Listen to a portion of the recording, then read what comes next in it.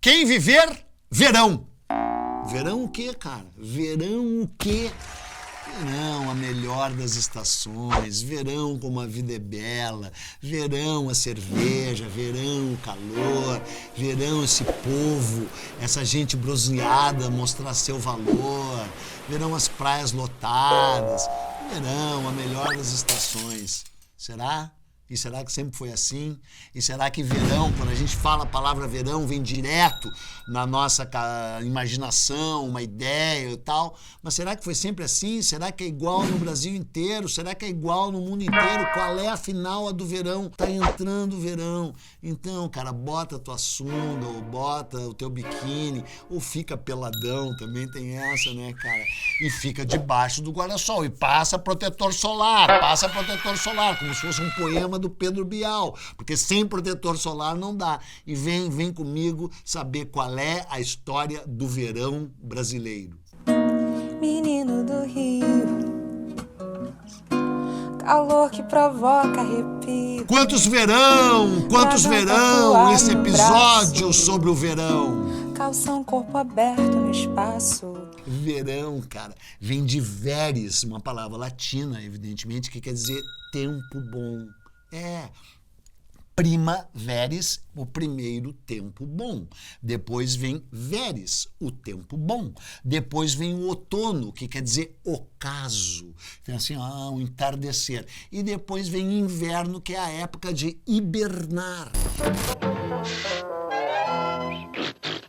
Só que no Brasil a gente não precisa hibernar, a não ser que seja lá naquele lugar horroroso, lá no sul, onde eu nasci, moro, que tem inverno. Aliás, se tu parar pra pensar, tu acha que o inverno que as estações são iguais no Brasil inteiro? Não são. Então, antes de entrar nas histórias portuguesas, do descobrimento do Brasil no verão, vamos falar do verão no Brasil inteiro. Por exemplo, verão no Rio Grande do Sul. O Rio Grande do Sul é uma maravilha, tem as 4 estações, inclusive neva, como em todo o país civilizado. Será que dá para usar aquele trecho do Zé Wilker dizendo neva, como em todo o país civilizado? Dá, e tu vai usar, tô te mandando usar. Como em todo o país civilizado do mundo, o Brasil também tem neve. Para ter um país decente, para ter um país civilizado, tem que nevar. Me diz um lugar do mundo onde alguém foi capaz de fazer uma civilização que dê certo, que seja verão o ano inteiro. Não tem! Não tem! Me dão licença, eu vou cagar. Tem que ser um lugar de clima temperado. Clima temperado. Aliás, isso me lembra o Henry Miller, aquele escritor que disse: quem é o cara que inventou essa expressão clima temperado? Em Nova York, no verão faz 800 graus. É só ver o filme do Spike Lee, né? E no inverno faz menos 800 graus. Por que isso é temperado? Por que isso é temperado? Mas o fato é que a Europa, os Estados Unidos, ficam nos chamados climas temperados, né? E por causa do inverno, por causa da estação fria, os caras desenvolveram mecanismos civilizatórios, inclusive de atacar os outros que moravam em lugar onde tinham verão, e criaram essa civilização ocidental aí que se expandiu pelo mundo. E se expandiu pelo mundo conquistando o quê? Lugares onde era verão o tempo inteiro, que foi mais fácil de conquistar. Mas essa história é tão maluca que é o seguinte: primeiro abre para a história dos portugueses e dos descobrimentos, sobre a qual eu vou falar, mas abre para outra história. Tu já ouviu falar de um livro chamado A Superioridade do Homem Tropical? Já ouviu? É do médico Antônio da Silva Melo, que era um médico carioca que estudou na Alemanha, que vinha voltando para o Brasil quando o navio dele foi torpedeado no Mar do Norte. Ele caiu naquele mar gelado, horroroso, conseguiu se salvar, pediu refúgio na Suíça, estudou na Suíça, voltou para o Rio de Janeiro nos anos 30, criou a revista de medicina, e indignado com a Primeira Guerra, da qual ele escapou, e da Segunda Guerra, ele escreveu um livro chamado A Superioridade do Homem Tropical. Não é uma maravilha? Defendendo a tese de que o homem, no caso o ser humano, na época podia usar o homem quer dizer o ser humano. O ser humano tropical era mais light, era mais leve, era mais relax, andava pelado, tinha aquele corpo lindo, maravilhoso, vivia na praia, não era amante de guerras. Ele não deve ter estudado os Tupi, né? Nem os Tupi-Guarani, né? Cara que vivia pelado no verão, louco por uma guerra. Mas é incrível que esse livro foi escrito em 1967, embora o médico lá tivesse nascido em 1890, sei lá. E ele escreveu com mais de 70 anos de idade, ele escreveu esse livro. E 1967 é o ano do quê? É o ano que se lança o movimento tropicalista, né? Esse cântico ao calor dos trópicos. No verão brasileiro, entra no circuito dos livros e tal, claro, entra com os tupis, né? Os tupis que tinham, na época da colheita do caju, você já viu aqui o episódio sobre o caju e o vinho de caju. Na época da colheita do caju, que era no verão, tinha grandes guerras entre as tribos tupis no Nordeste para a colheita do caju, papapá. E o verão era uma estação cultuada pelos tupis e tupinambás e tupiniquins, embora eles vivessem praticamente no verão o tempo inteiro, até porque eles ocupavam basicamente a faixa nordeste do Brasil. Mas a questão é que quando os portugueses se lançam na sua aventura exploratória, eles ainda seguiam os preceitos do geógrafo grego Ptolomeu. E o Ptolomeu dizia que o meio da Terra era a tórrida zona, a zona tórrida, onde as pessoas seriam torradas pelo calor do sol.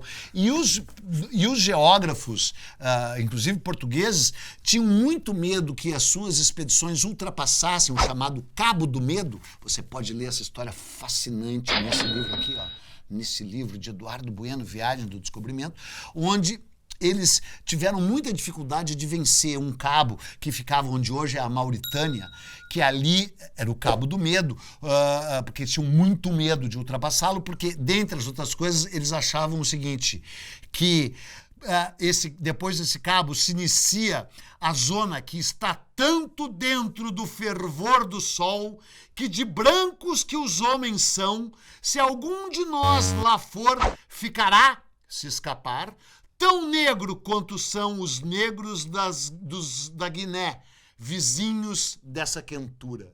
Então, cara, o verão nessa zona tropical, nessa zona equatorial, era considerado ameaçador. As pessoas achavam que iam ficar torradas e morreriam.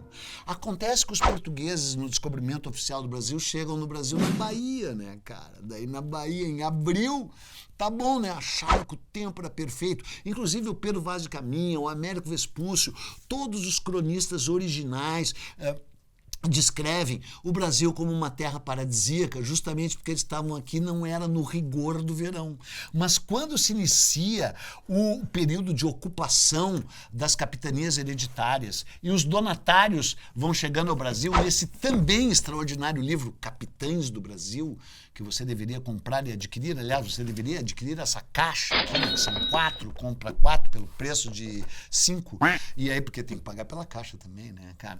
Então, quando você estuda Capitães do Brasil, você vai ver que principalmente dois capitães donatários que realmente quiseram trabalhar e quiseram desenvolver as suas capitanias, o Duarte Coelho, donatário de Pernambuco, e sobretudo o Pero do Campo Tourinho, donatário de Porto Seguro, encontraram grande reação por parte dos seus colonos, que diziam, não dá para trabalhar nesse calorão, vamos escravizar os índios e pôr os índios a trabalhar para nós. Verdade, aconteceu de fato. E o Pedro do Campo Tourinho disse, esses caras só criam dia santo.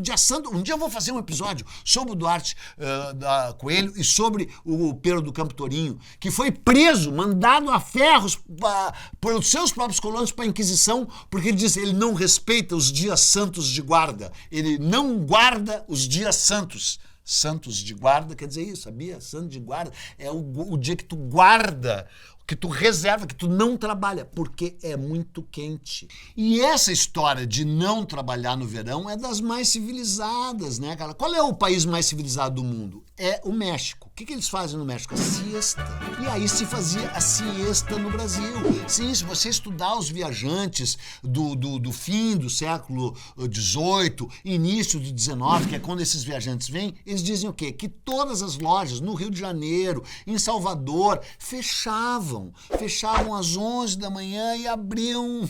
Quando abriam de novo às 3 da tarde, porque naquela canícula. Só caminha na rua Mad Dogs and Englishmen, não é? Só cachorro louco em inglês caminha na rua com a canícula do meio-dia. E aí tinha toda essa história, pô, não vamos trabalhar nesse calorão.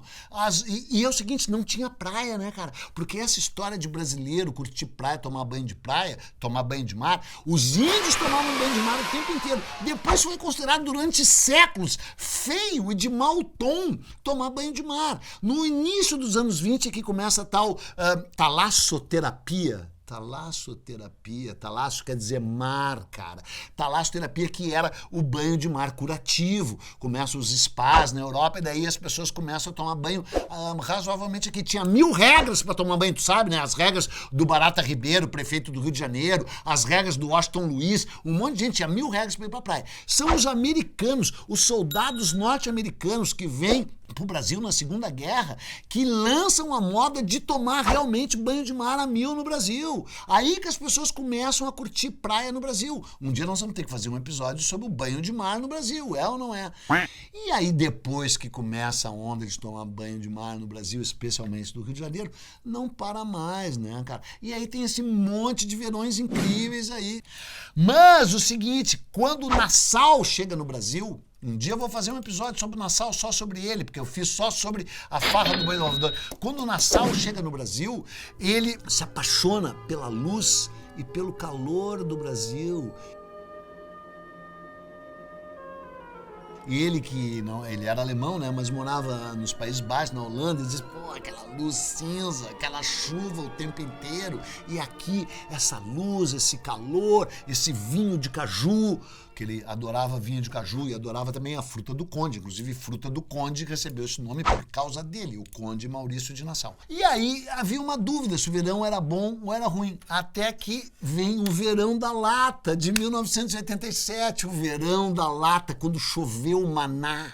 Na verdade, não choveu, veio boiando grandes quantidades de lata contendo uma erva sagrada que expandia a consciência. Não que o Brasil tenha se tornado mais consciente naquela época, mas foi um extraordinário verão, o Verão da Lata. Alguns dos verões brasileiros mais notáveis foi o verão de 1972, o Verão do Pier, o Verão do Pier.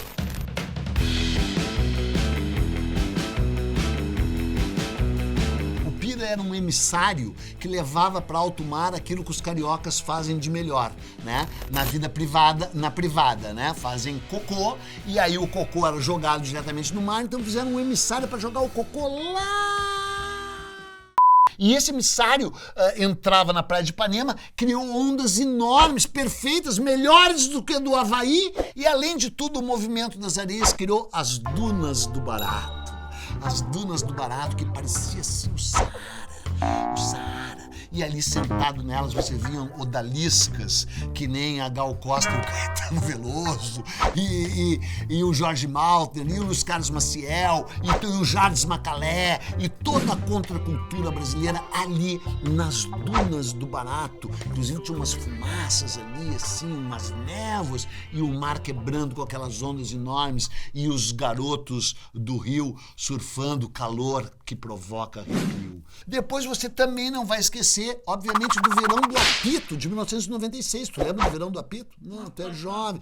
O Verão do Apito, quando um monte de gente lutou pela legalização da maconha nas praias do Rio de Janeiro e apitavam cada vez que vinha um policial reprimir alguém que estava ali consumindo a erva sagrada. Aliás, falando nisso, né, o Brasil inventou não apenas a depilação à brasileira, sabe, né, nos Estados Unidos chama depilação brasileira, inventou também o biquíni asa delta por causa do verão. Então, e ainda por cima, além de serem subservientes à Europa, os brasileiros ainda se vestiam à europeia. Então morriam de calor, e vários europeus que moravam aqui, né, preferiam onde? Subir para a Floresta da Tijuca, morar na floresta, e o próprio imperador Dom Pedro I, seguido pelo seu filho Dom Pedro II, foram morar em Petrópolis, onde o clima era ameno, porque é impossível fazer um país num lugar onde faz esse calor inteiro, a não ser que tu faça esse país dentro do piscinão de Ramos. E eu aposto que ninguém vai ver esse episódio. E pelo amor de Deus, não veja esse episódio, que daí eu não preciso nunca mais aceitar nenhuma sugestão da equipe do canal Buenas Ideias, que aliás quer passar o tempo inteiro no verão sem fazer nada.